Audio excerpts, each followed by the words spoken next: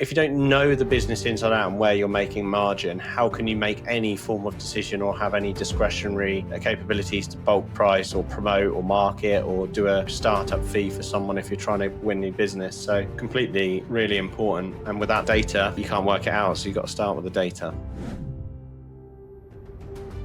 Do you know how much profit you make? This isn't purely about sort of bottom line profit, your company after the tax year, and having management accounts that essentially show you kind of month by month what your take home is from a net profitability perspective. I wanted to talk about getting more granular and getting more nitty gritty with it, because I've been having these conversations recently within Aura. And although we've got a very good set of management accounts at the moment, we have a bookkeeper, a financial manager, oversee and create a full management pack every month of profit and loss, balance sheet, forecast, all that good stuff that we talk about almost every week. But what I've asked now to drill down into the detail of is actually what is the profitability of each of our products, because actually I'm not entirely sure as a granular department by department basis whether we are profitable across all of the different types of services that we offer. So for Aura, that's things like interior design, the planning process, the building regulation packages. Are we profitable during the build out, i.e. the contract administration that we do? Are we profitable in those areas of the businesses specifically? It might be that we're running at a loss to win the projects, to get them through the planning process, and we make most of our margin taking it through the technical design. It could be the other way around. Actually, we're really super efficient at the concept and planning phase, and then we're taking too long with the technical detail. I don't know that level of detail at the moment within the business. And I think that's a massive leaky bucket for us, because if we don't have tight controls on that,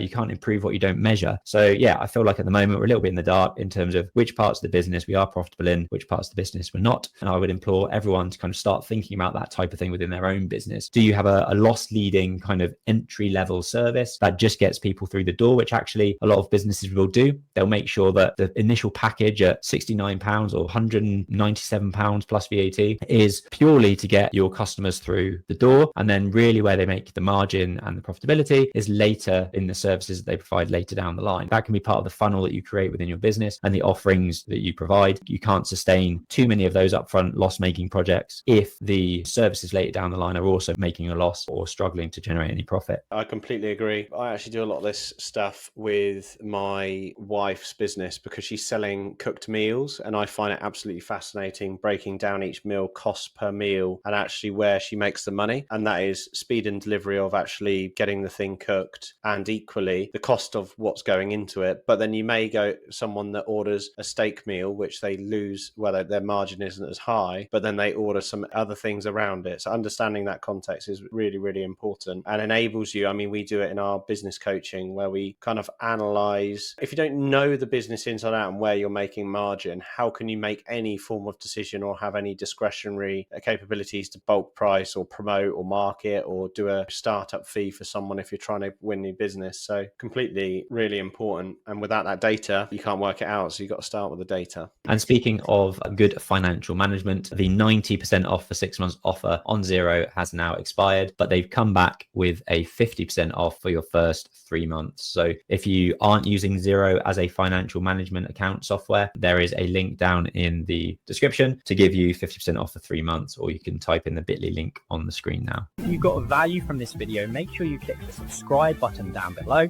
and ring the notification bell, because we release one video at least every week, so you'll be the first to get notified. See you on the next one.